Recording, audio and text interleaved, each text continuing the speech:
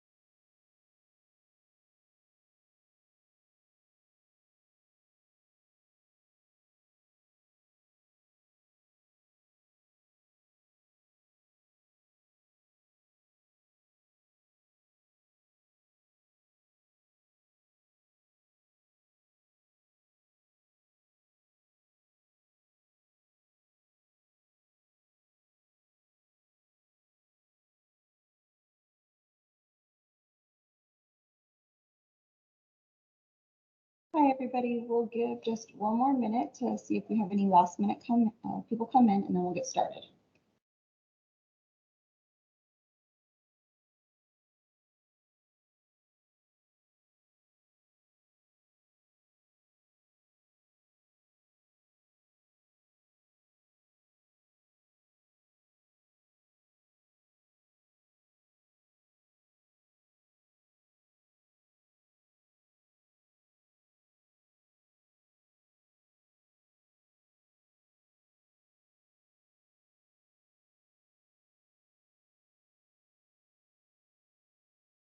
All right. I'd like to welcome everybody to the 2020 TRAC-WSMR Recruitment Outreach and Career Fair. We are going to go ahead and get started today with the first part of our session. We're going to have director introductions, and each one of them will go through a little bit about who they are and where they work for our organization. Our first one will be Omar Gutierrez with Studies Analysis 3, and he'll be followed by Derek with Studies Analysis 2. Omar, if you want to get ready to share your screen, you can. If you need to, and if not, you can unmute yourself and begin. No, I'm here. It's having some difficulties. So am I just introducing myself at this point? This is Yes. Omar.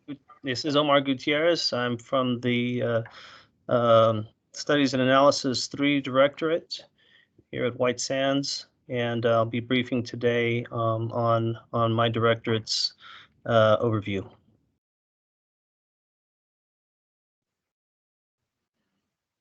All right. Right now, Omar, if you would like to start your director overview brief, you can. Before I say that real fast, and I forgot to do it before I started, housekeeping rules real quick. Keep mics muted while other people are speaking. If anybody has any questions at this time, raise your hand or type them in the chat. And then cameras, we will have them on in a little bit during the individual introductions and icebreakers if you want to. If you don't, it's okay. But that is all I have. So Omar, go ahead. Okay, I'll go ahead and share my screen. Oh, that's me. Stand by.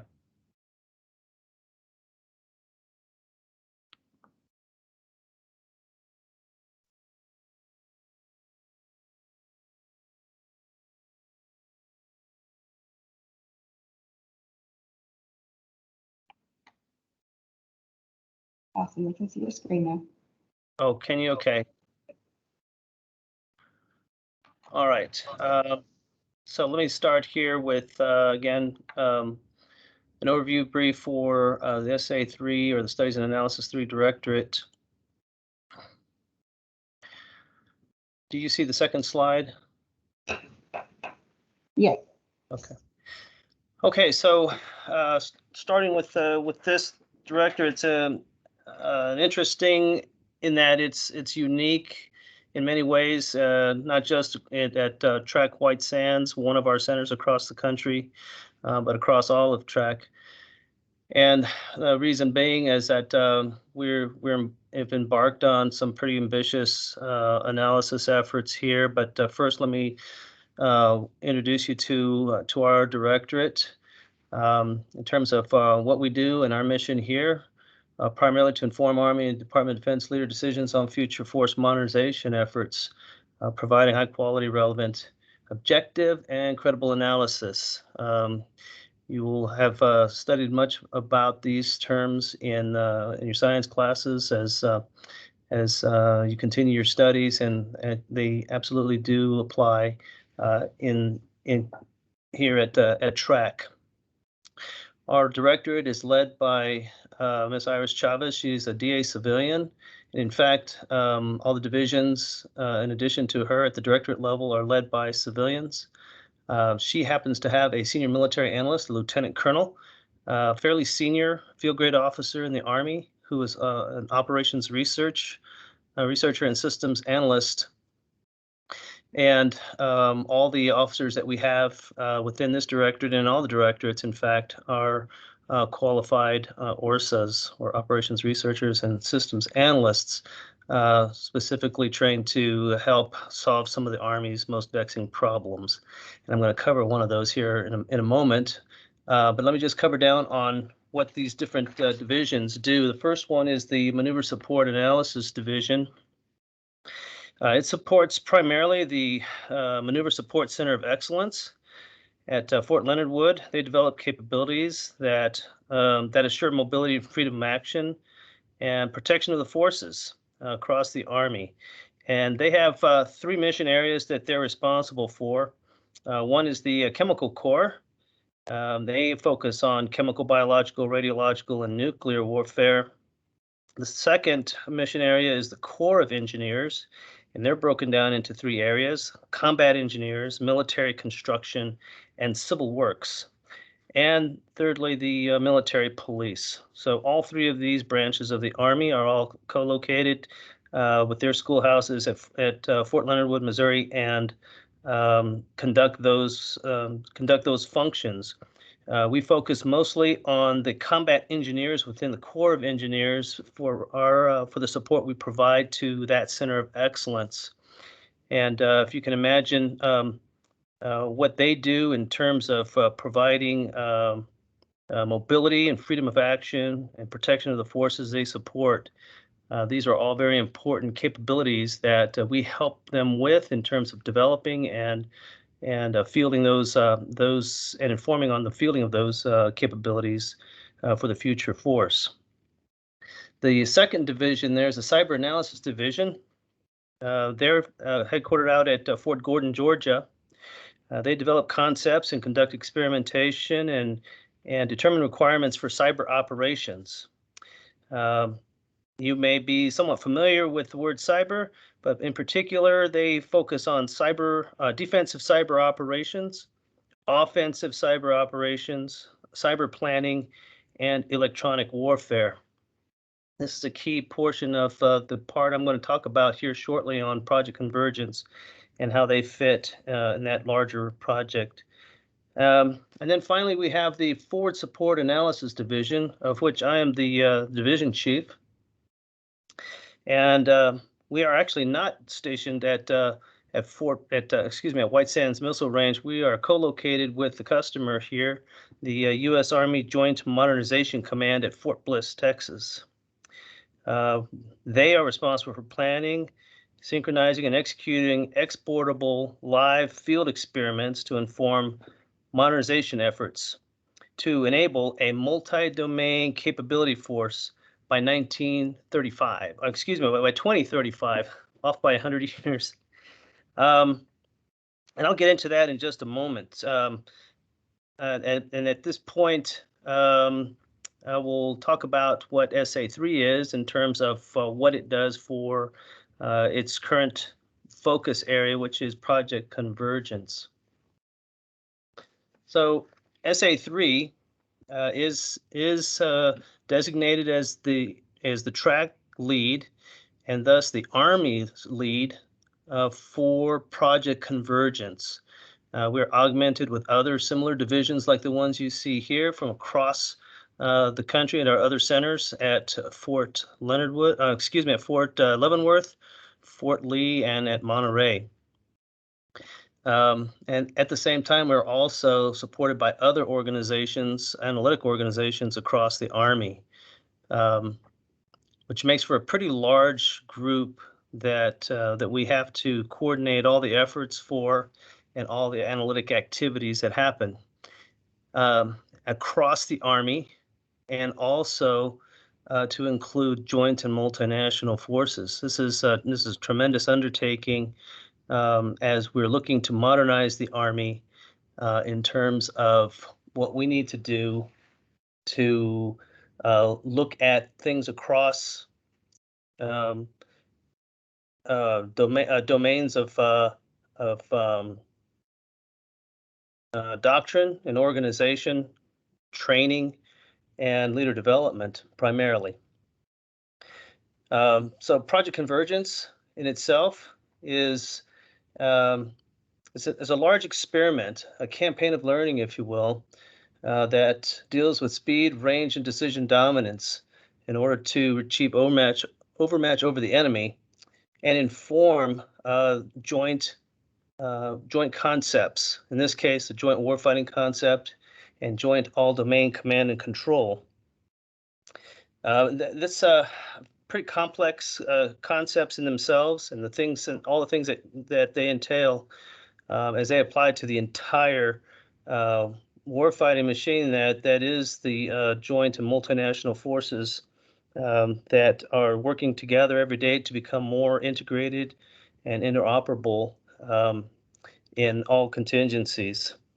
And they're focusing on 5 domains and how we converge them, thus the name Project Convergence. That is, how do we converge all the effects across air, land, sea, space, and cyber, as indicated in that central graphic, so that they are synchronized and can be brought to bear simultaneously, which is something that we have never really been able to achieve in the past. So as you can imagine, as we're working across large areas of terrain around the world and communicating with each other around the world, how do we bring all of these things together as one force to essentially leverage each other's capabilities to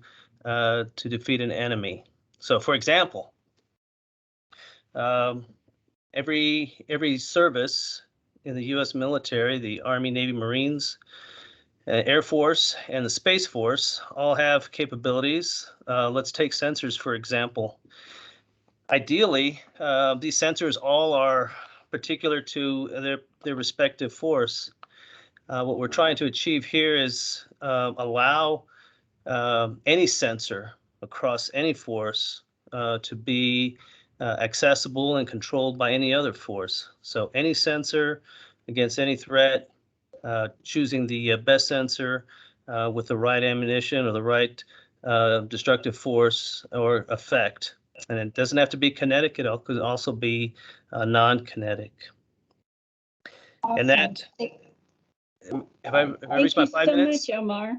Thank you, Okay. Omar. You have. Almost finished. Excellent briefing. Thank you so much. Okay. Ashley, who's up next?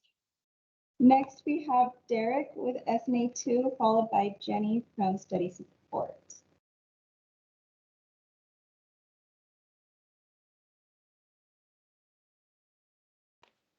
Okay, can everybody see and hear me okay? Yes, thank you, Derek. As well as my slide. So a lot of commonality between what you're going to see across the different directorates in terms of organization. SNA2, Studies Analysis 2, also has a civilian leader with a military senior analyst under them. In particular, us right now, we're down a civilian leader, so our military analyst is taking on both those tasks. But within SNA2, we have our maneuver analysis division. I'm sorry, I think I don't know if that helps. We have a maneuver analysis division and a soldier analysis division. I am the chief of the soldier analysis division.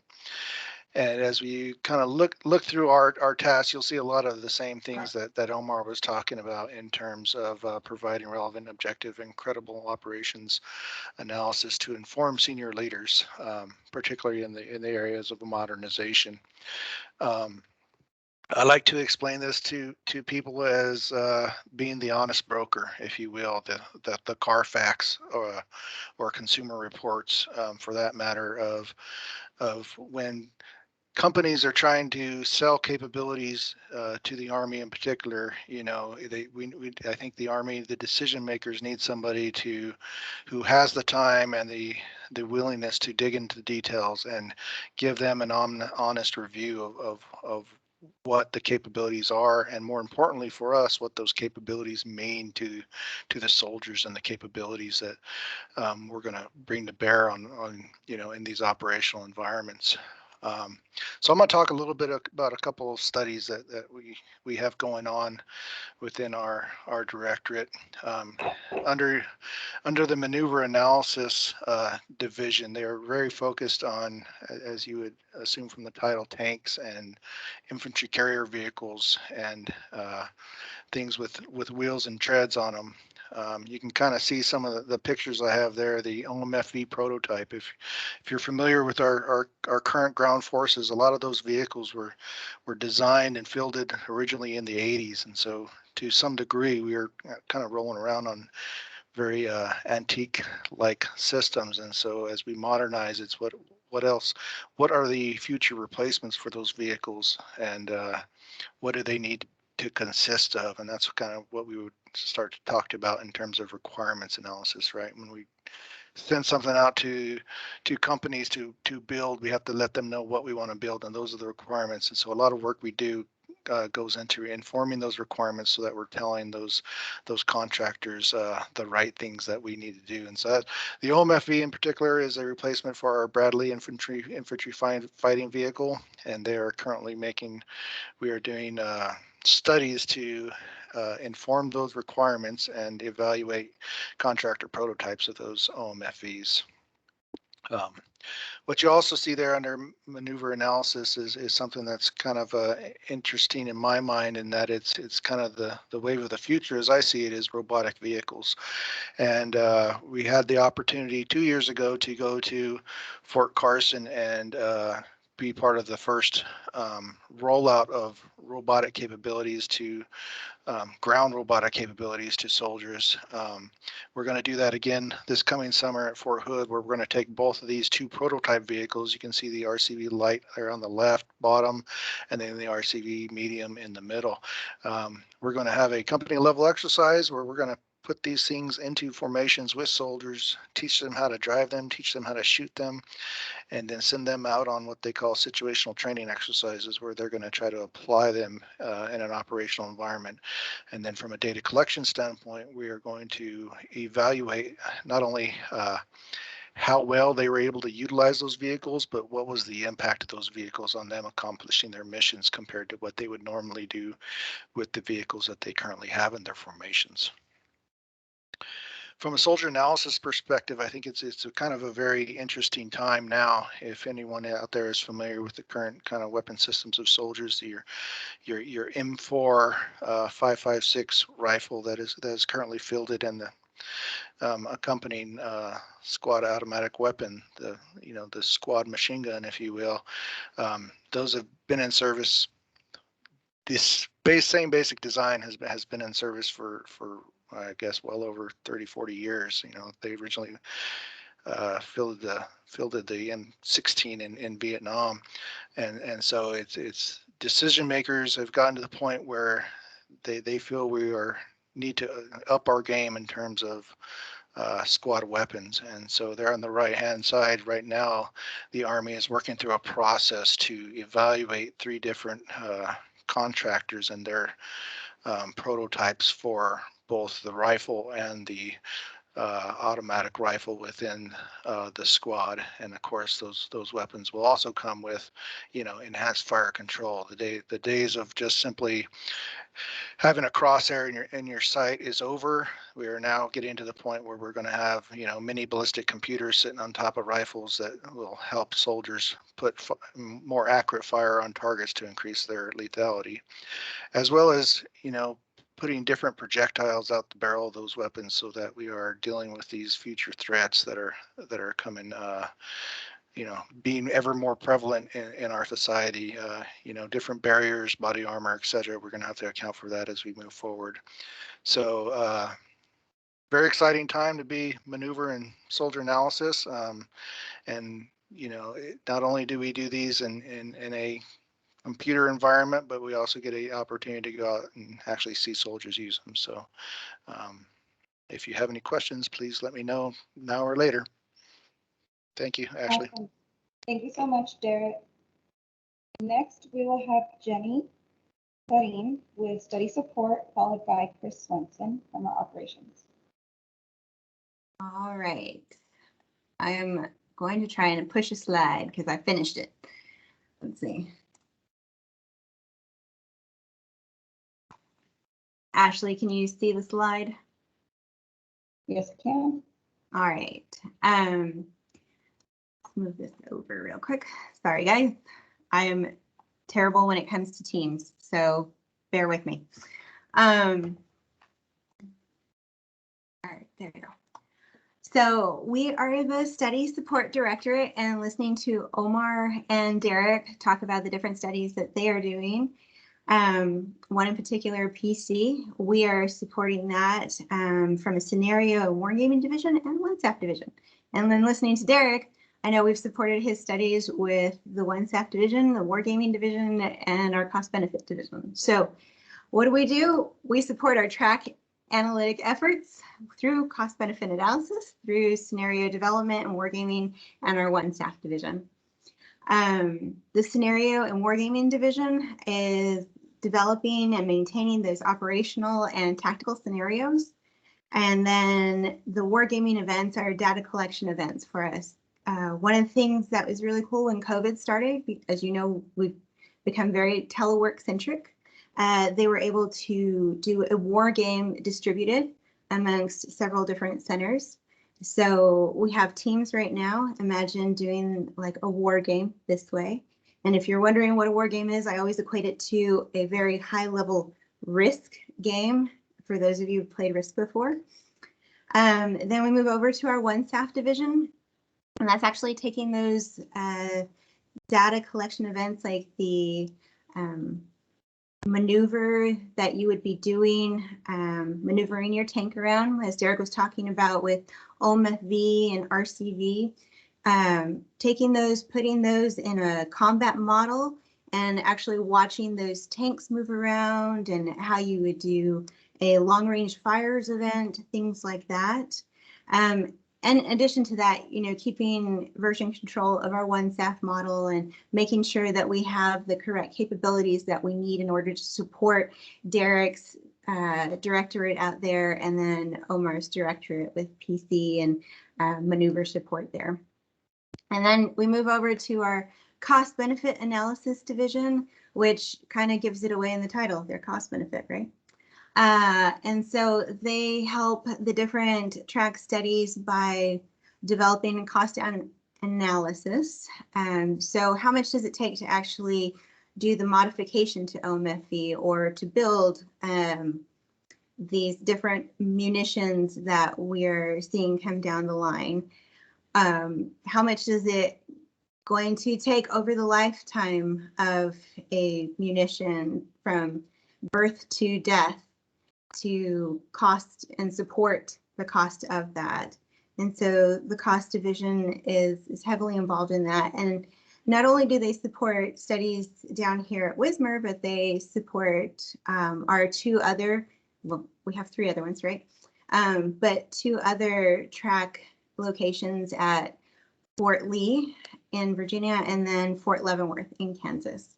And I kept it super short for you, Ashley, so go ahead and take it away. Thank you so much. Next, we have Chris Munson from our Operations Directorate, and then followed by him, we'll have Michael Urenick from Models and Simulations.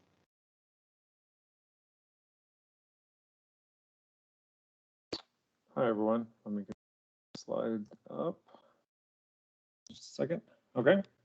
My name is Chris Munson. I work in the Operations Directorate led by Mr. Everett Johnson, who below him has two division chiefs for the WOP division and WI division.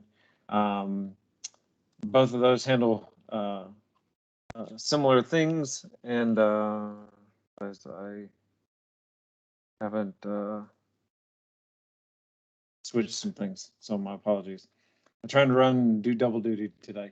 So our the WOP division handles the items like human resources, as you can see in the bullet points, the physical security. We have military liaison that helps with the troops, and also has a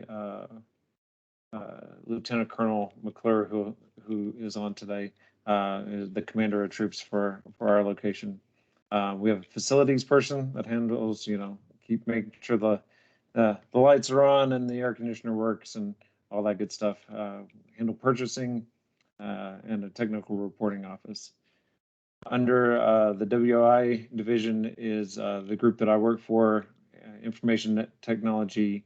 We're a group of civilians and contractors that help support the day-to-day computer issues, problems, all the other good stuff. If it plugs into a wall, we're there to help you. We have 4 different networks that we support, 2 classified and 2 unclassified, and depending on what the needs are for software, kind of depends on where that fits in and how those systems get used. And then we also have a cybersecurity division that helps work through all, to make sure we're following protocol and everything is, safe and secure, and that nothing out of the ordinary is happening for us. So yeah, mine's super sweet and short. So I'll leave it with that and let you move on to the next one. Awesome. Thanks, Chris. Next, again, we have Michael with our Models and Simulations, and last we will have Zach with our Studies Analysis 1. Hello, I'm Michael Urenick. I work in the Models and Simulation Directorate. And if you're interested in programming, mathematics, physics, physical sciences, this is a great directorate to work for. There's plenty of opportunity. We develop and maintain Combat 21, which is our home-built model that we use for a variety of high-fidelity simulations in support of the other divisions when they perform analysis. We have 3 divisions that work together, and we share resources to help maintain and build scenarios and the model itself. So suppose Mr. Powell is doing a study on a tank with suction cups on it that can scale buildings, right? So I'll walk you through what we do. So the data and tool development division would talk to DAC, DevCom, other centers, and request databases for the different physical limitations of such a system. How fast can it move? What terrain it can go through? And we also have terrain developers that can actually develop terrain in the model using geospatial coordinates. That would then be put into the Combat 21 model. And the model developers, they put the physics and functionality into the code. So we actually develop the code that would move the suction cup tank up and down a building and to fire. Now, the other presentations talked about operational analysis. So all of this wouldn't be sufficient without having having this model work within a realistic operation in the future. That's where scenario integration comes in.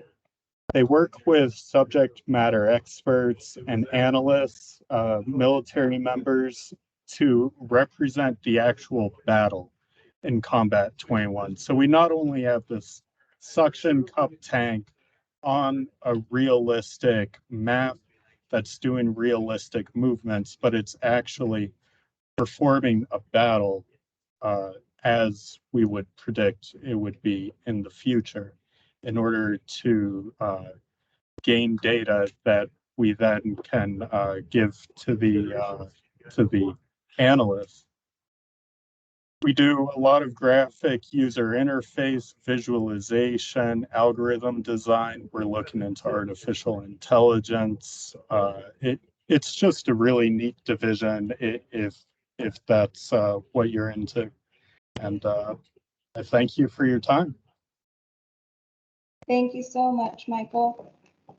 Next, we have Zach, and then we'll move on to the next portion of this session.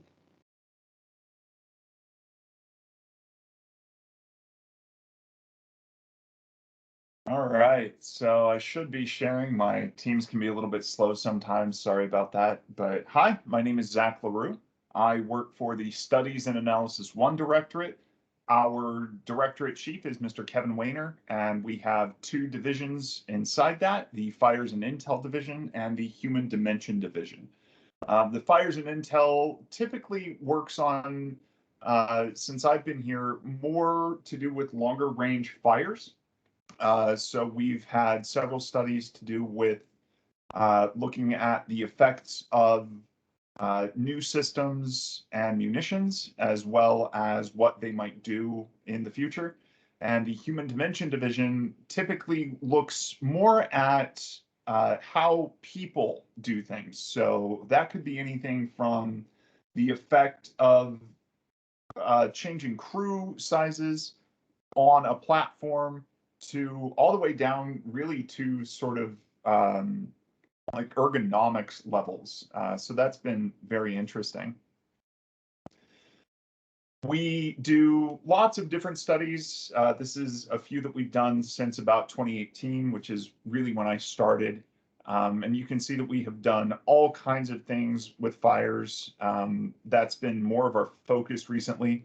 And we've also done several to look at some of the things that, excuse me, matter more on the human side.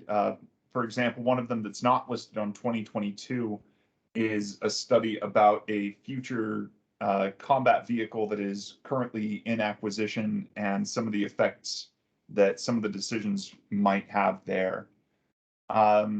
We work with a lot of different people. For example, Micah was talking about Combat 21. We use their results a lot in simulation and trying to determine what happens there.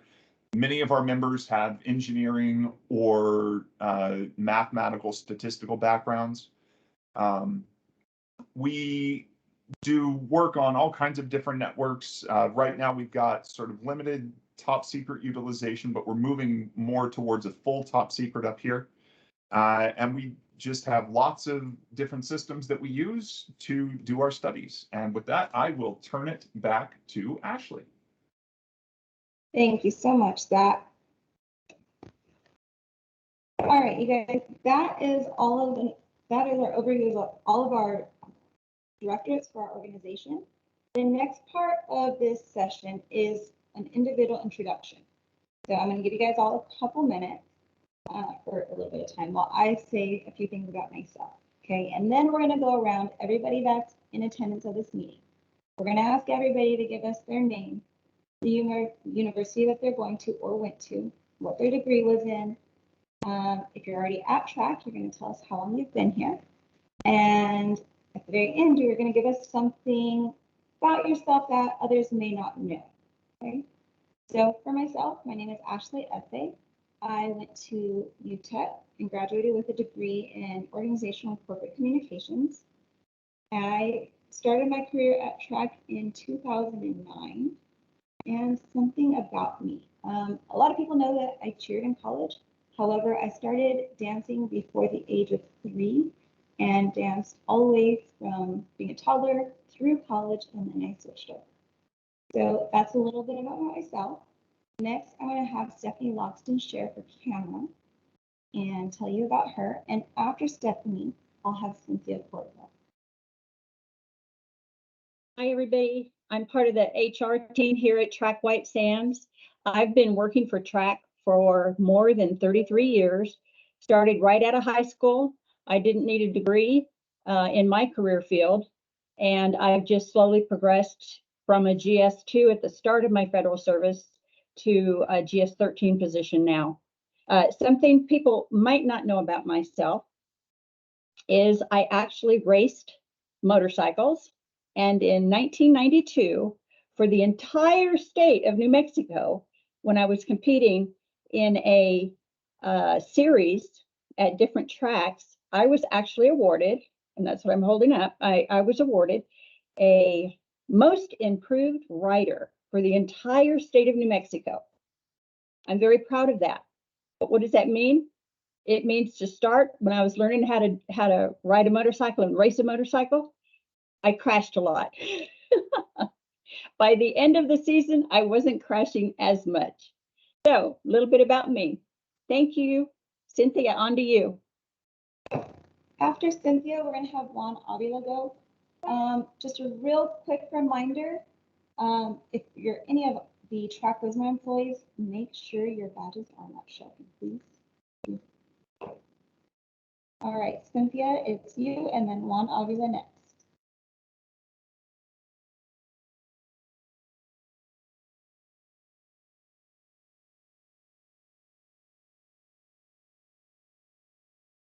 I think you're muted, You're on Cynthia. mute, Cynthia.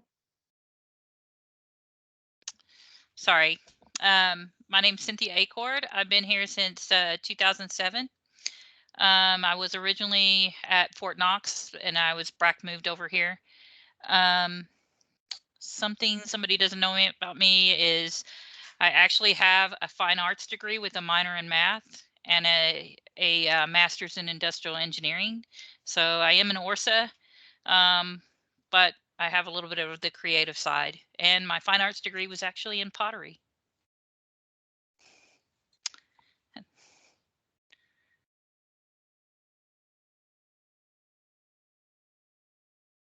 No, you're on mute, Ashley. I'm on mute now. I am so sorry. Next is Juan Avila, followed by Cheeto.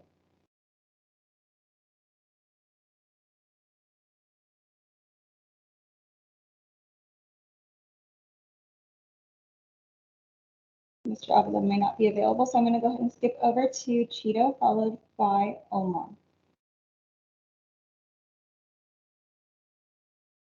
Hi, welcome everybody. I'm Cheeto. My real name's Nemesio Chavez, but you're welcome to call me Cheeto. I'm the IT chief here at TRAC-WSMR.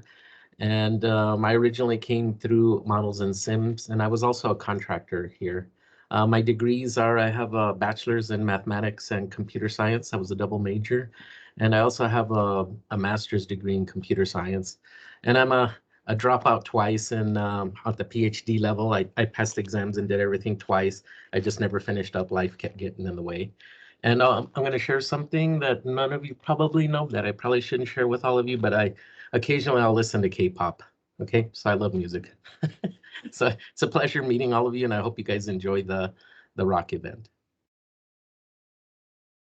Thank you, Cheeto. Next is Omar, followed by TW Jackson.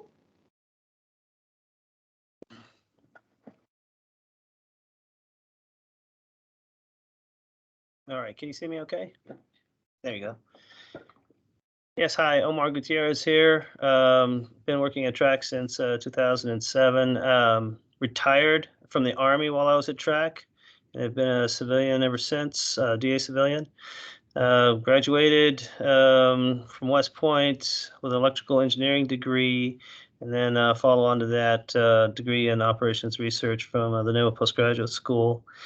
Something you don't know about me, well, I was a big marathon runner a long time ago, and have done several of them until my legs and back finally gave out. But otherwise, if I could, I'd still keep running. I love that.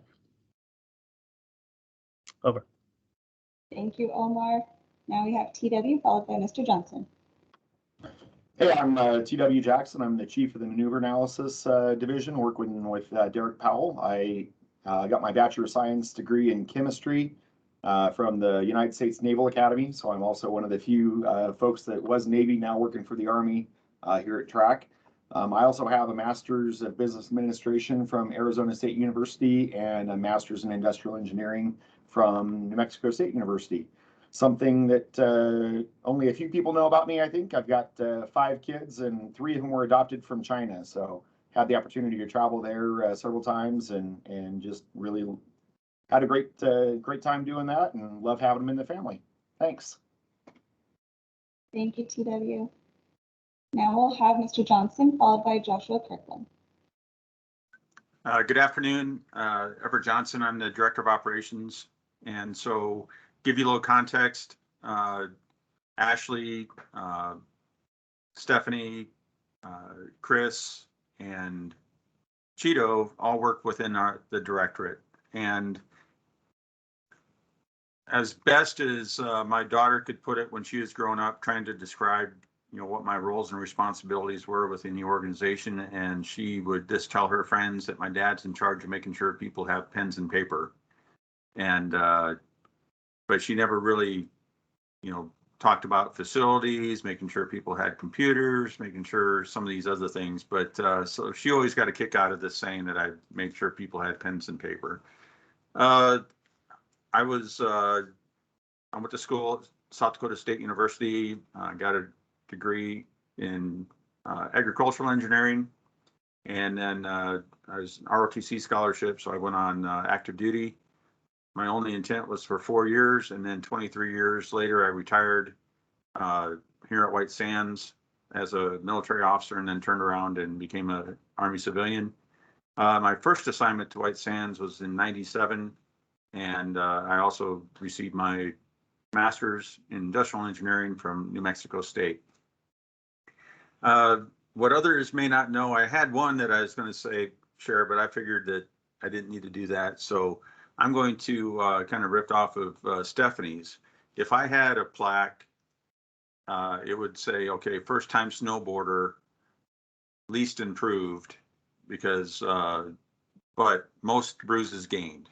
How's that? So my family went to spring break, or for spring break, to Lake Tahoe area, and my son talked me into trying snowboard.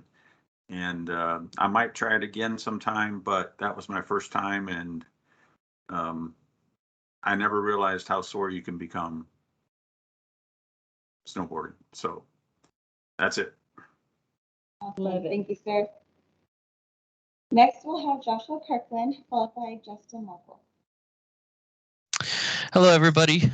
My name is Joshua Kirkland.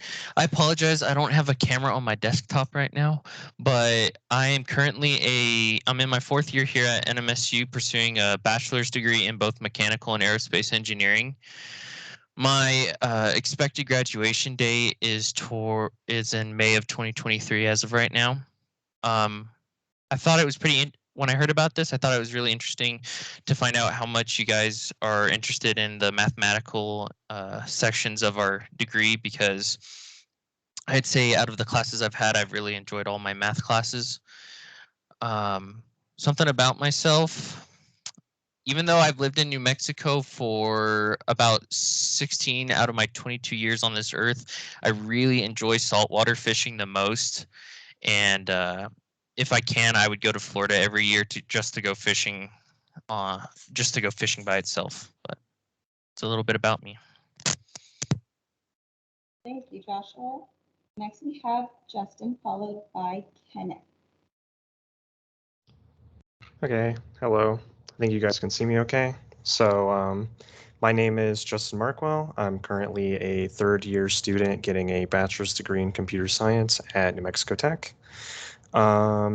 My main focus is in cybersecurity. So I take a lot of security courses, and I'm aiming to get a minor in cybersecurity as well as a minor in math. And currently I work at New Mexico Tech Cybersecurity Centers, where I am an outreach team lead. And my sort of job is to create presentations for various different audiences, mostly high school students, but other audiences as well, including younger students and businesses and such, about common cybersecurity tips and stuff, and how to stay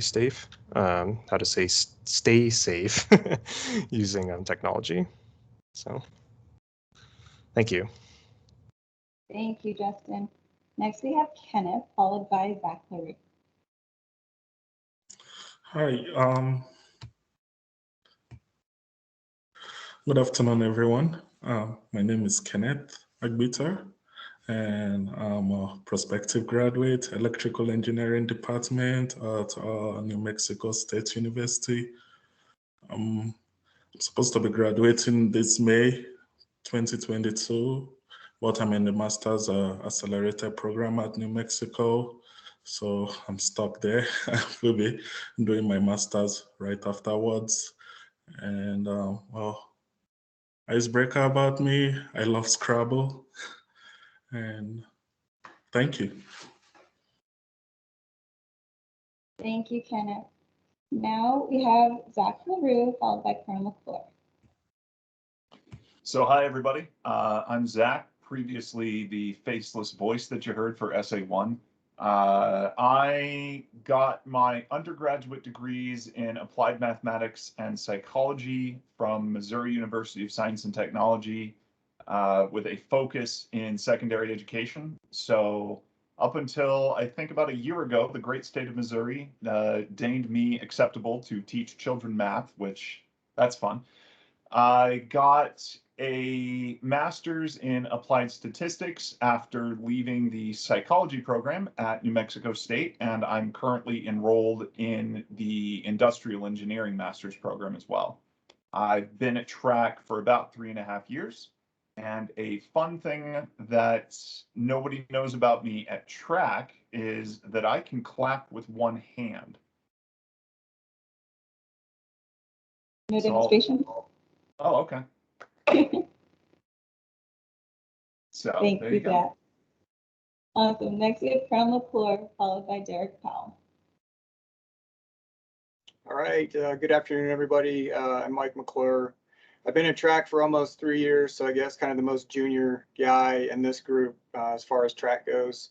I'm currently triple-hatted as the Deputy Director, Senior Military Analyst, and Commander of Troops, and this coming summer I'll move on to my next assignment at Fort Benning, Georgia. My educational background, I have a Bachelor's of Science in Mathematics from Kansas State University and a Master of Science in Applied Mathematics from Rensselaer Polytechnic Institute. And something interesting about me, similar to Mr. Gutierrez, I've also run several marathons and completed a half Ironman triathlon. So that's it about me. Thanks. Thank you, sir. Next, we have Derek Powell, followed by Christine Powell. Okay, hello again. Derek Powell, Chief of the Soldier Analysis Division here. I started in TRAC in 2004, spent a couple years as a contractor, and then got on as a government civilian in 2007. My educational background, I kind of took the long road. So it was 1995, graduated, went to UNM, didn't do so hot, came back, had to start over at community college. Spent a couple of years in Alamogordo there. Finally made it here to New Mexico State in Las Cruces. Finished up my mechanical engineering degree with a math background or math minor, and then hung around and got my industrial engineering master's. So no matter how long it takes, stick with it. You know, you can get it done and move on to bigger and better things. One thing about me that probably nobody knows, but in contrary to Ashley, I do not like to dance. And so if you see me out there, rest assured, I'm not enjoying myself. Thanks, Derek. Next, we'll have Christine Powell, followed by Shay Binkley. I am Christine Powell. I am the Division Chief of the Model Development Division. I have been working here since 2004. A couple years after that, I started as a contractor, and a couple years after that, I became civilian, similar to Derek. He is the better half of our team here, so he's my husband. Similar to him, graduated in 95, got my bachelor's in 2002, so it took me a little while, and got my bachelor's in computer science, my master's in business.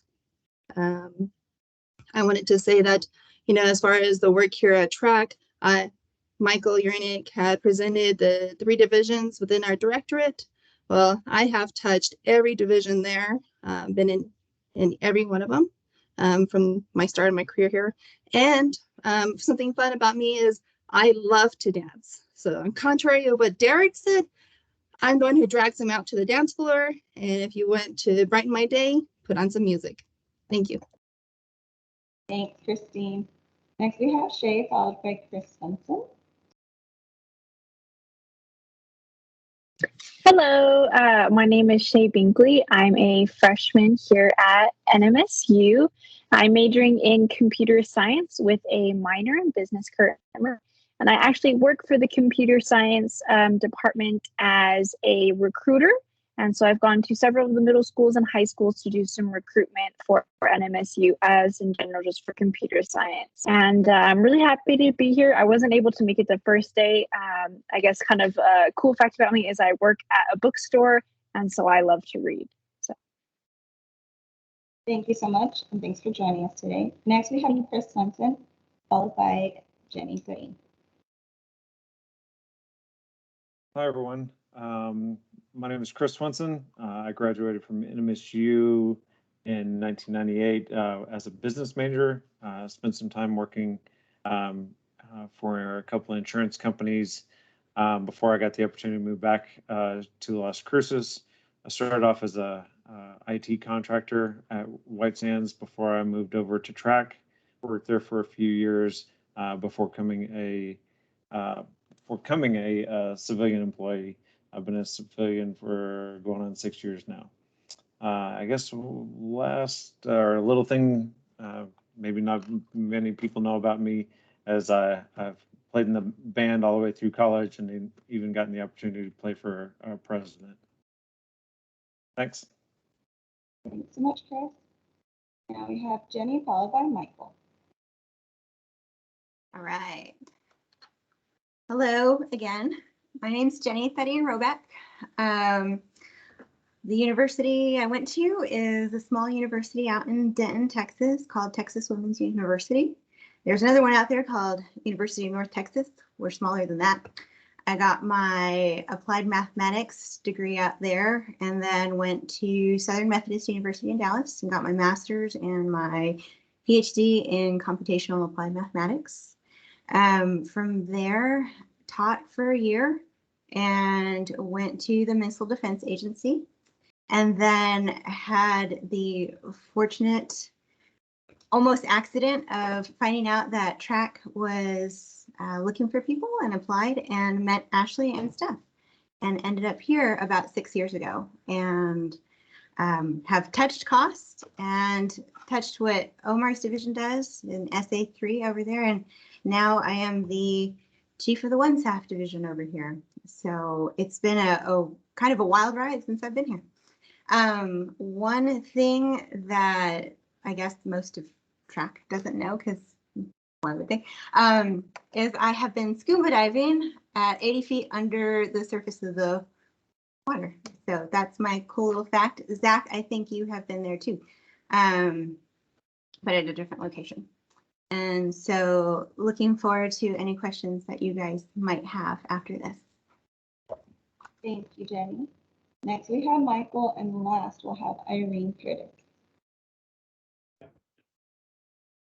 Hello, I'm Michael Ureniak, and I gotta take a look to remember my life. Okay, yeah, in 2008, I got a bachelor's in philosophy, and 2 years ago, I got my PhD in applied math, and I was hired here through the Smart Fellowship program for my last 2 years of my PhD. I work in the Modeling and Simulation Directorate, where I develop autonomous behaviors. I also have done a rotation with SA1, building a model for their study.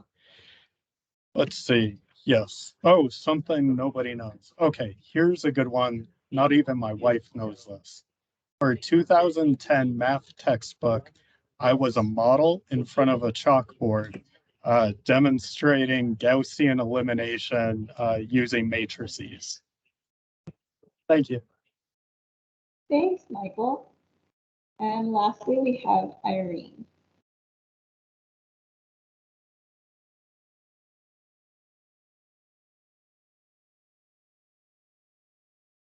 Irene, you are muted. Sorry about that.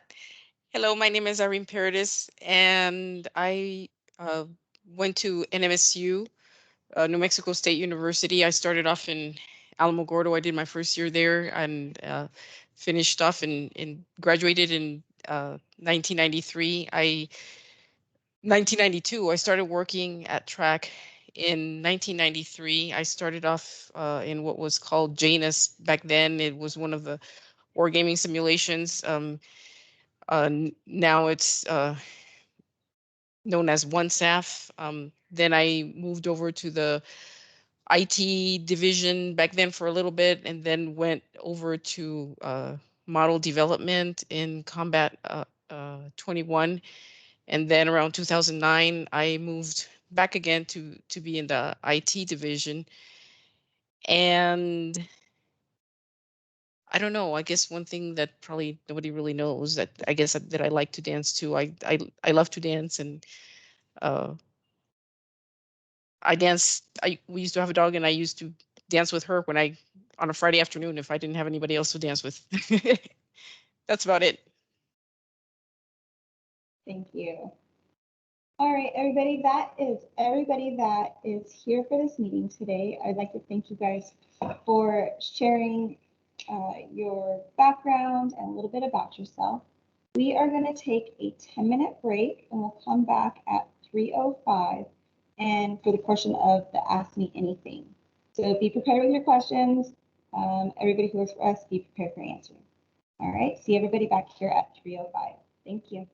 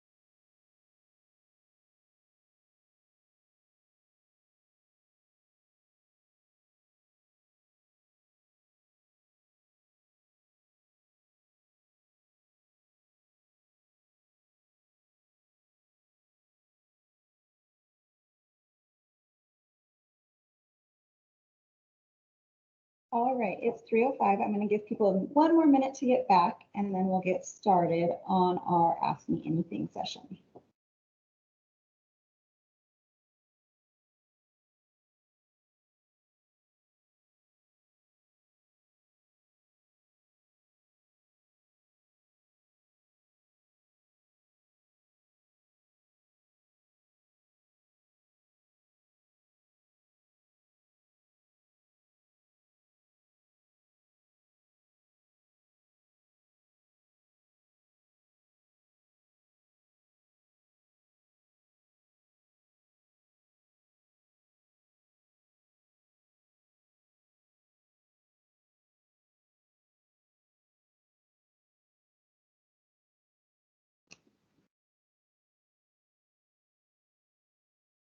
All right, welcome back, everybody. Before we get started again, business rules are going to change here a little bit, okay? This part is pretty open, so if we have any questions or somebody else is going to answer, just go ahead and unmute yourself, share your video if you want to. But to get things started, okay, I have a question that was submitted because I did see the people that we have today did not join or were not able to join our first session the other day. So some of our questions here that we have, and I hope that they were able to go watch our YouTube videos and everything. But one of our questions today is, what type of role as an electrical engineer will I fit into the organization?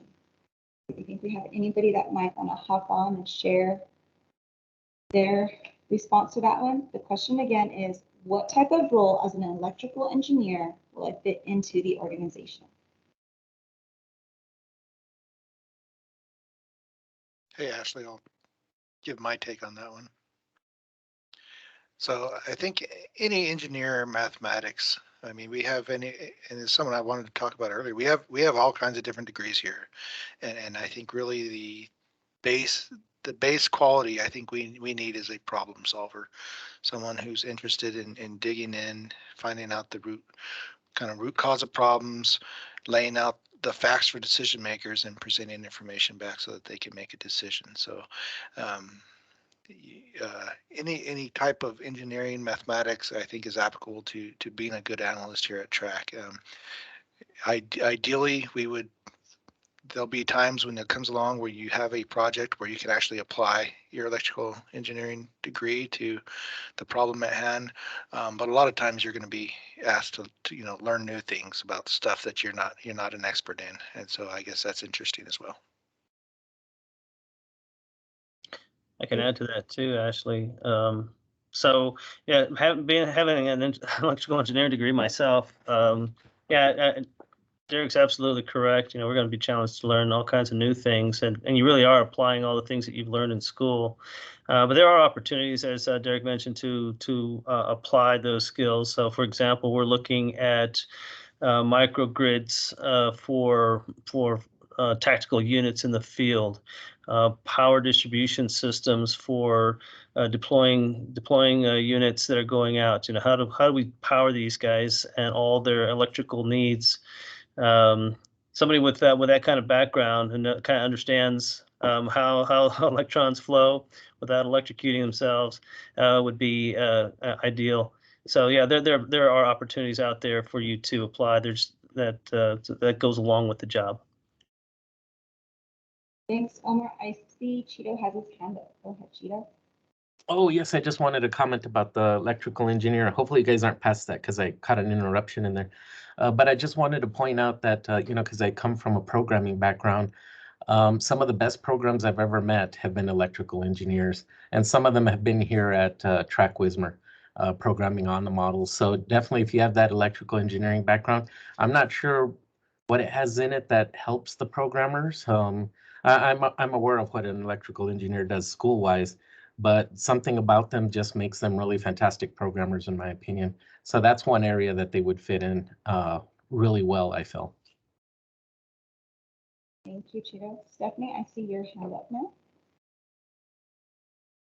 Yeah, so to pile on to what everybody else is saying, it's not necessarily the specific degree that you are bringing to the organization. It's that critical skill and the desire to solve problems, as Derek said.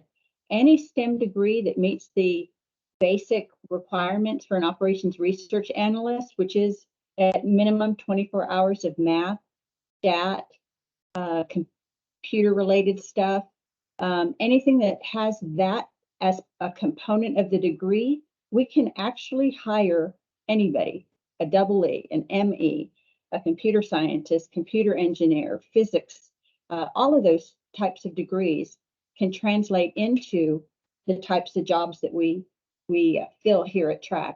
And then when you're put onto a study team, you're bringing your skill set and your knowledge to bear to that problem and working in that multidisciplinary environment with the rest of the analysts. Thanks, Ash. Thank you. Michael, go ahead. I just thought beyond the whole you can use it in situations that you might not think. So I did build a behavior that used electrostatic charge principles to develop a flow field. So I mean, if and when you get here, there's some electrical engineering application. Thank you. All right.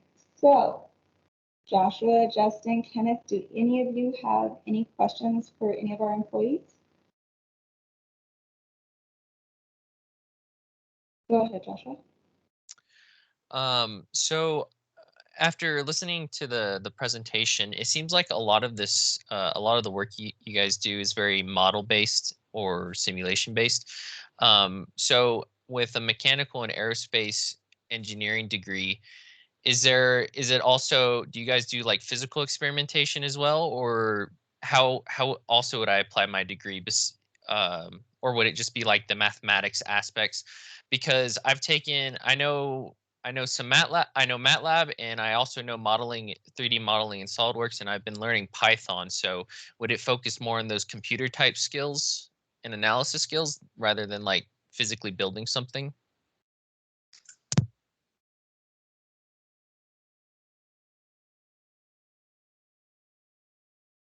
Go ahead, Derek.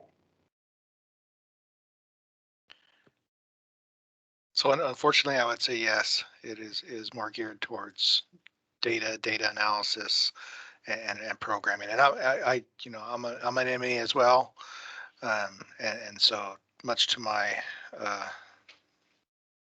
dislike, I do not get to physically build a lot of things around here. But what the ME degree does is it really allows me to understand the physics and the limitations of a lot of the systems that we do investigate.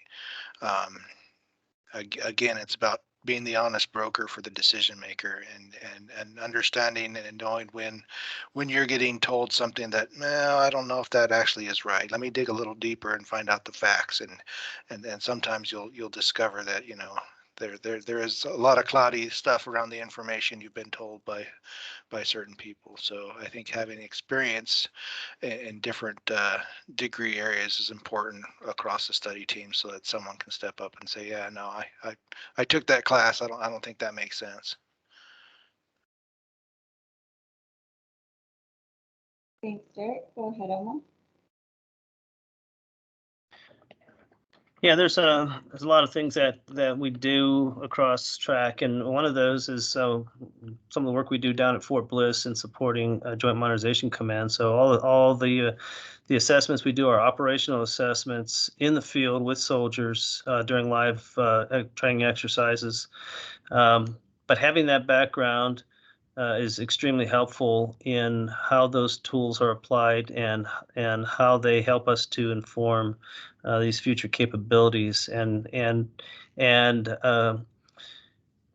linking that up with what soldiers are telling us in terms of how well those capabilities are useful to them, and decisions that senior Army leaders need to make on very large dollar purchases.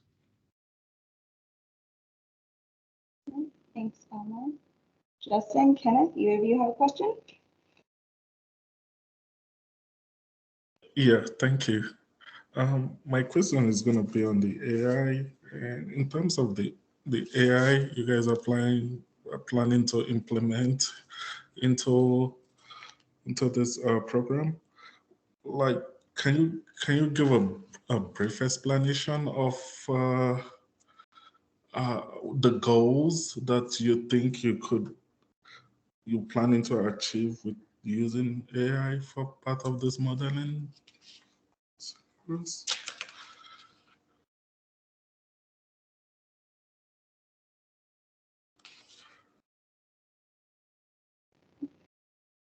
Go ahead,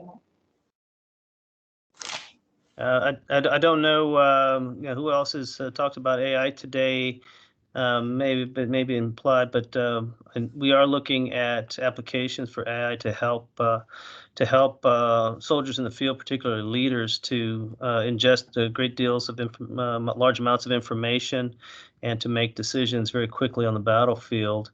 As we're introducing these new capabilities and the machine learning that goes along with them, we're also learning that we have to learn how to trust these systems, because they're not always right, and how we build these models to support soldiers in the field is where ORSAs like us come in to help assess where we need to improve those models and ideas on how to apply them on the battlefield.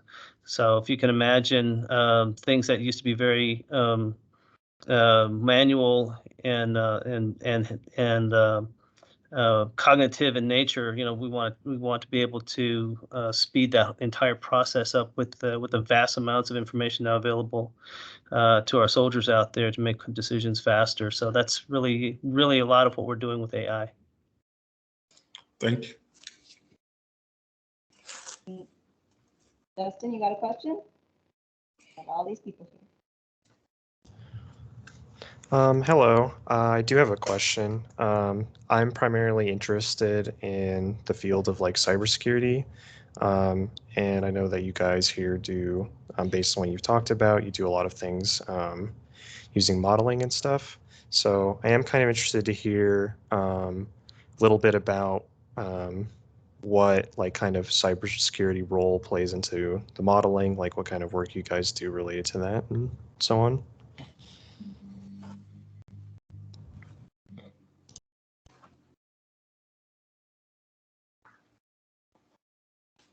Go ahead, Irene.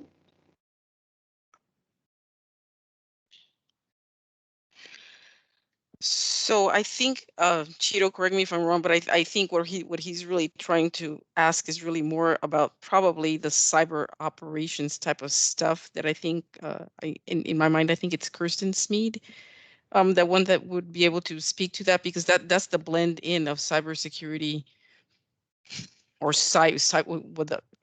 what I hear. I mean, there's so many fleeing terms really in this field, that are overlapping and people use and you hear them on the media, and then they're kind of confusing because they mean, kind of different things depending on the context and depending on the audience who and who's speaking and who's being spoken to.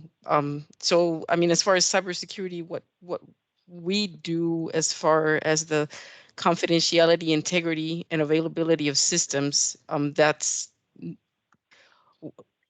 I work under Mr. Chavez in the IT division, working on the cybersecurity stuff, but it's not blended in, if you will, with the model stuff. So I don't know, Cheeto, if you have a better answer or approach as far as the stuff that Kirsten is doing. All I know is that as far as I know, the work from Kirsten Smead would be what I can think of is the cyber operations, and maybe a touch from the threat guys that I think they may touch on some of the what's called cyber ops.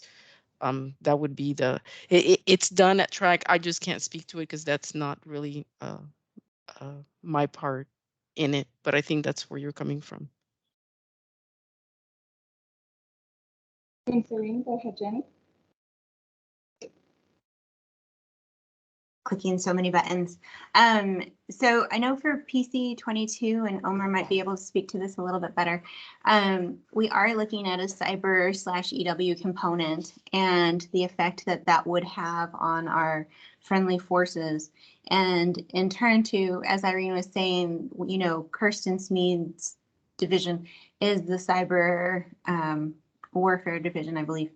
And so we are talking to our cyber SMEs about that and trying to figure out what that looks like for PC 22. And so it would definitely be a tool set that would be super handy for someone coming in to have. And, you know, it is definitely an asset to be able to have those things for that. And with PC never going away, it would be super handy. Go ahead. And just to add to what Jenny was just talking about, so yeah, so when I mentioned in my brief those 5 domains, one of them was cyber and electronic warfare. And that is you know, that's part of the suite of effects that we want to be able to converge on the non-kinetic side. So if you can imagine how we apply those in warfare along with those kinetic effects in a synchronized way. So to follow on to what Jenny just said, I think this is an area that we could use some of your help in.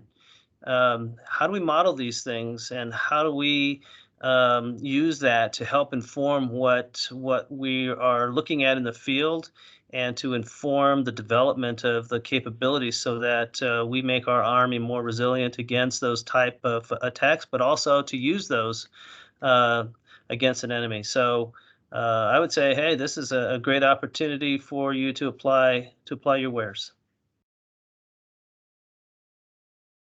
Thanks, Omar. So another question that we have that was sent to us on the registration form is, what advice do you have for any STEM majors? Anybody want to go ahead and jump on that one? Again, the question is, what advice do you have for a STEM major?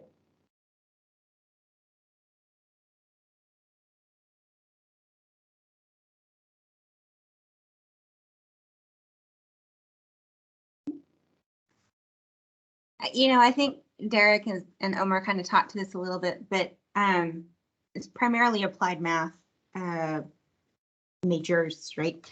I think STEM majors all bring a interesting set of tools when you come to TRAC, and that's, you know, how to problem solve, and you know how to look at a problem from a lot of different facets, right? So it's not just that you've done STEM, right? It's how your brain works and how you're able to attack the problem sets that were given, not just within like a modeling purview, but from a study issue purview, right? So if you're given a study issue, you can look at it, you bring your tool set with you, you attack it different ways, and you're able to drill down to those key elements that you really, that you really need to get to.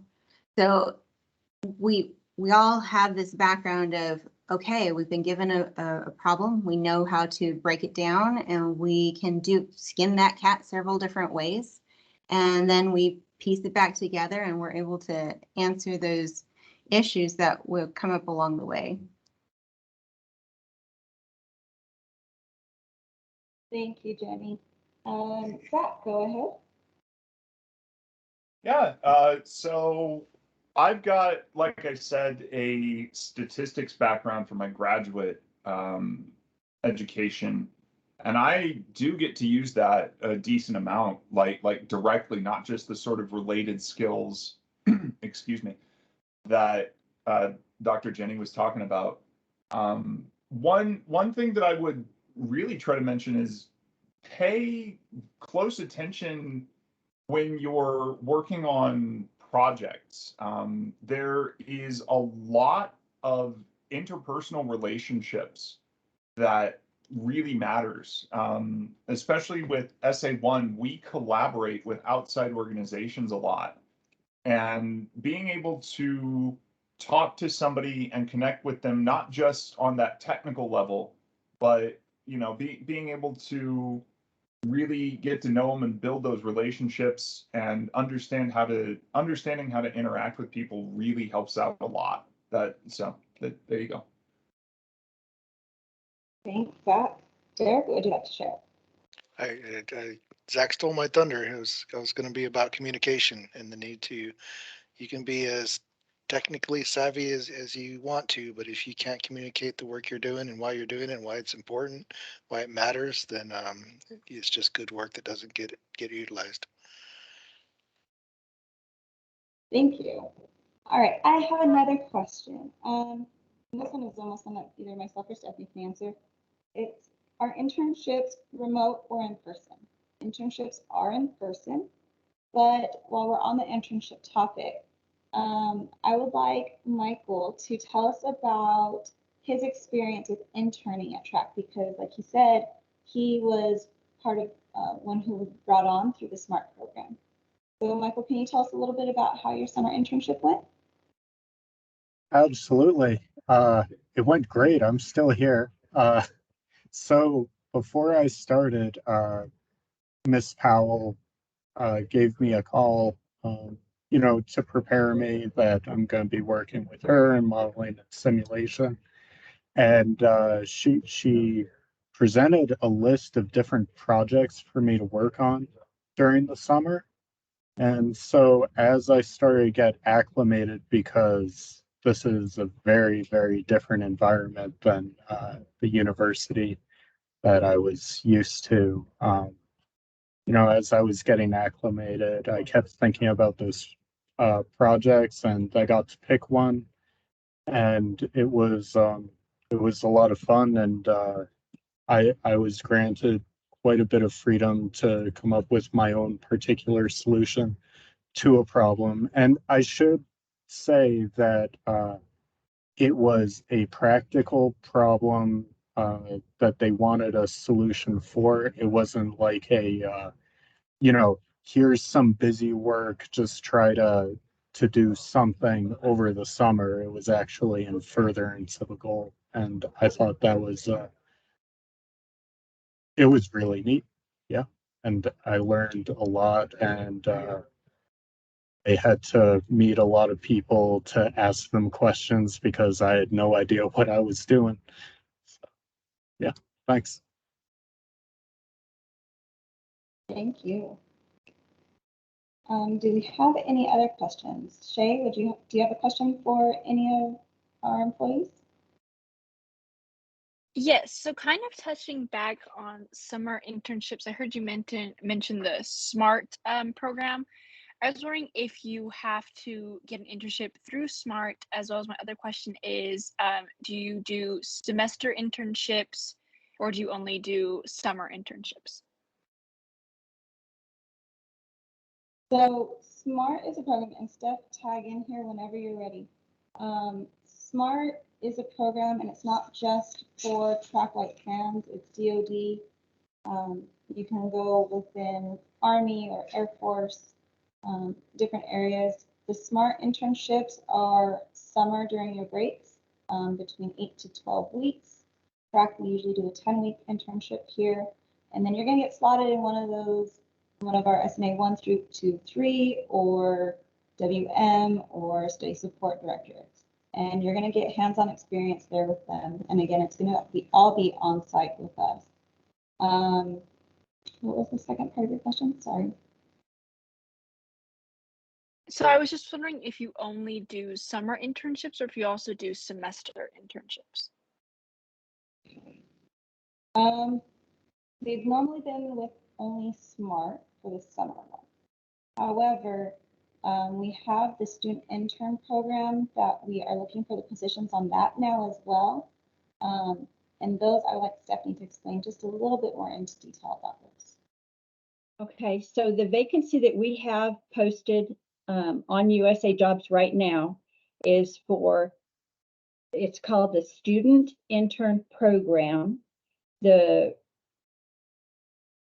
guess the focus and the main portion of an internship does occur during the summer or during breaks, but it's also flexible where you could perhaps do a part-time type of a tour of duty during your semesters. It allows you to build up some hours within the program and build some experience working at TRAC. It's brand new. We haven't had these positions for quite a while, but I definitely urge you to look at that USA job announcement. It closes on April the 8th. If you need any assistance as you navigate that application process, don't hesitate to reach out to us. Ashley and Christina or myself are definitely looking forward to having a list of good college recruits that we can kind of bring into that program. Okay, thank you. And what was the deadline for that again? It's April the 8th. So that gives about another week for people to kind of log on to our website, review the YouTube videos, reach back out to us, and just hopefully we see your name pop up on the list. Yeah, and all of this information is on our TRAC page that you saw where our agenda is on this one. If you have questions, send them to that group email box. Myself, Stephanie, or Christina will be able to get back to you. But yeah, everything's on there. It has a job announcement for the SIP. It has the job announcement for recent graduates. It has the link for USA Jobs. And then also go back and watch the first session as well if you haven't been able to do that yet, because it talks about how to create your application for USA Jobs and things like that. And then the other thing is it's a new program for us.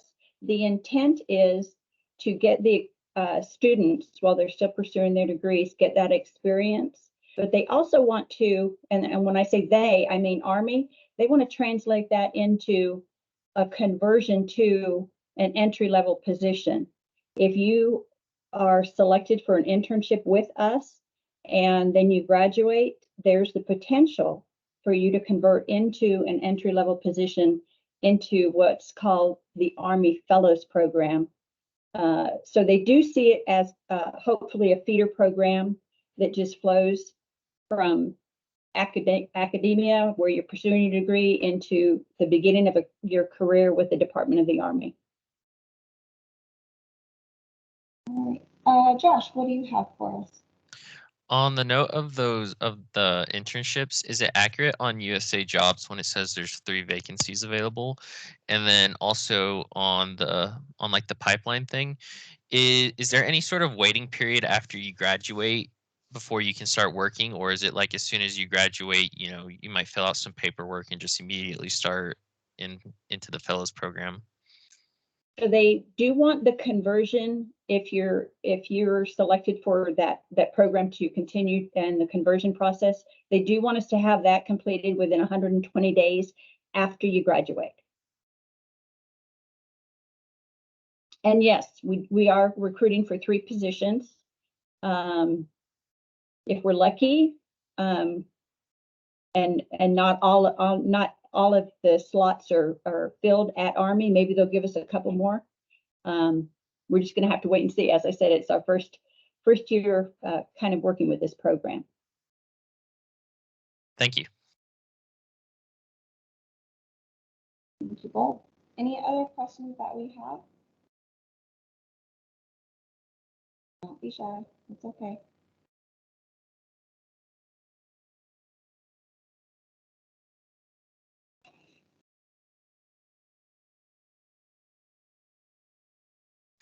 I think I have another question, if that's all right. That's fine. Go ahead. Absolutely. I think this will be for Mr. Powell. So in the SA2, the mission and tasks, I noticed you were working a lot with the next gen squad weapons and the next gen squad vehicles and things like that. What's the type of work you do with them? Are you like creating models and simulations to judge their effectiveness, or yeah, just kind of what are you doing? Because I've been keeping up with quite a few of those vehicles and weapons in my own time in research because I think they're pretty neat. Yeah, so in terms of the weapons themselves, the work we did probably about a year and a half, 2 years ago now was focused on modeling those weapons inside our combat simulations. The gist behind a lot of our combat modeling is to be able to show decision makers when and where specific capabilities will come into play on the battlefield. That one in particular was your increased accuracy at range, and when is that really going to matter for soldiers? In terms of like the OMFV, a lot of that work is also combat model related right now. And then in terms of the robotic combat vehicles, since they're on somewhat of a different path, since we already got prototypes being delivered to the Army for those vehicles, this summer we're going to spend, oh gosh, it's going to be the better part of 6 weeks at Fort Hood, Texas, where we're taking almost about 10 analysts from TRAC-White Sands. We're going to join another probably 10 to 15 analysts from across the Army as they execute what's called a soldier operational experiment, which I kind of mentioned. And so we're going to put those robots in the hands of soldiers, and then we're going to have analysts essentially paired up with a separate platoon. So they're watching them train, they're watching them do their operations. As soon as the ramp drops after the operation, they're going to go start to kind of ping them with questions, find out what worked, what didn't work. Operationally, what capabilities did those platforms provide them that assisted them in doing their jobs, and for that matter, what didn't they like about them, so that when we decide on when, where, and to what degree we want to try to field these systems, senior Army leadership has some actual data to base those decisions on. As I think General Murray used to tell Miss Bedinger, our two-star SES, is, I'm going to make these decisions regardless if I have information or not. It's just a heck of a lot better to make it with some actual information. So I think that's kind of our overarching goal with a lot of work that we do. Very neat. And as an ME yourself, what kind of tools have you used for your job? Like in particular, I mean, like, have you used any specific coding languages like Python, or do you use MATLAB at all? And if you do, like, which one would you recommend, honing down the most and improving the most? I would say right now, a lot of what the work we're doing is focused on either Python or R. And really it comes down to what I tell the people who work for me is I don't really care what you like to use, as long as you understand why you're using it and how to use it. So it's basically data manipulation and analysis and visualization. And then whatever tool you want to swing at that problem is fine with me, as long as you can, again, like I said earlier, communicate it. And more importantly, if you develop a tool that's useful, is share that information and teach others around you, so that they can also leverage the development that you do. Awesome. I really appreciate that. Thank you.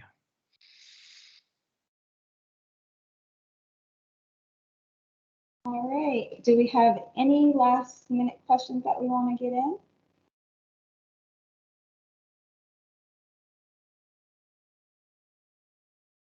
I have one more. Sorry. Go ahead. For the I did watch the first presentation, but I wanted to see, when we're applying for the internships, if we're just applying academically, are there any, besides the academic transcript, is there anything else in particular you would want with, like, the application for the internships? For the internship, for the SIP one, you need to provide your transcripts. Unofficial would be okay to start out with. Eventually, we'd have to have you order an official transcript. You also need to submit your resume, and then you'd have to complete a background check as well for security clearance. All right, sounds good. Thank you. And I think part of the application, when you click inside USA Jobs, is a questionnaire, if I'm not mistaken. Just a simple set of questions.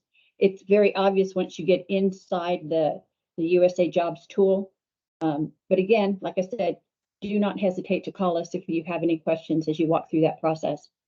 Yeah, it can be a little overwhelming on USA Jobs. So make sure when you are uploading, make sure you upload everything that it's asking for. If you just do your resume for each of transcripts, it won't even pass you on to the next part of the phase. Okay, so make sure you have everything that it's asking for. Yes, ma'am. All right, well, I would like to thank everybody for their questions, also for our employees giving your answers. At this time, I would like to hand it off to Colonel McClure for his closing comments. Okay, thanks, Ashley, for the opportunity to provide closing comments. First, I want to thank everybody for participating in this year's Recruitment Outreach and Career Fair. I'd especially like to give thanks to our team here, Ms. Logston, Ms. Essay, Mr. Chavez, and their teams, as well as our direct representatives who put on another high quality event. Hopefully they were able to answer all of your questions about potentially coming to work here at TRAC White Sands. And as I said during my opening remarks, right, it's a very unique place to begin your career as an analyst because of the mix of civilian and military folks that work closely together to do the analysis that we do in support of the Army Futures Command's mission, right? And recall that mission is to transform and modernize the Army in order to provide future warfighters with concepts, capabilities, and organizational structures that they need to dominate the battlefields of the future. So, I mean, hopefully the conversations that you've been able to partake in today, as well as the videos from the YouTube channel, have been helpful in really understanding how we do that. To kind of dovetail into some of the answers for some of the questions about degree specifics, don't get too wrapped around the axle about what your degree is in. As Dr. Taryn Robeck mentioned, right, it's really more about what your experiences in achieving that degree allow you to do, right? Critical thinking, problem solving, problem decomposition, all those other things that will go into the process that will help you provide relevant, credible analysis in support of AFC's efforts. So I'd like to thank all the individuals that tied in remotely and took advantage of the videos on the YouTube channel, as I said, as well as the interactions during this forum to ask any questions and seek answers that you need to make the best informed decisions for you as you progress through your academic endeavors and give thoughts about what it is that you'll do in your future. So if you found any of these topics interesting, then I definitely encourage you to apply. Even if you think that the timing might not be right for you academically, right? I encourage you to give consideration to applying for these openings as you think they might be able to benefit you in the future. Finally, again, I'd just like to thank everybody for all your efforts in supporting the event. If anybody's got any specific questions that they want to ask outside of the larger group, I'll hang out here for a couple of minutes and answer any of those questions individually. But other than that, I appreciate everybody's efforts. Best of luck in the remainder of your academic efforts and your decisions as you go forward. So standing by for any further questions or commentary.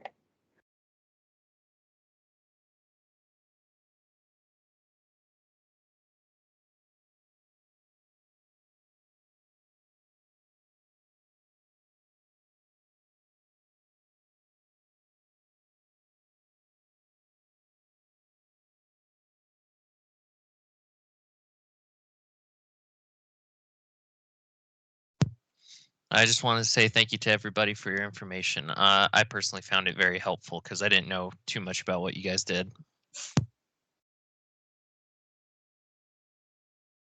Thank you, Joshua.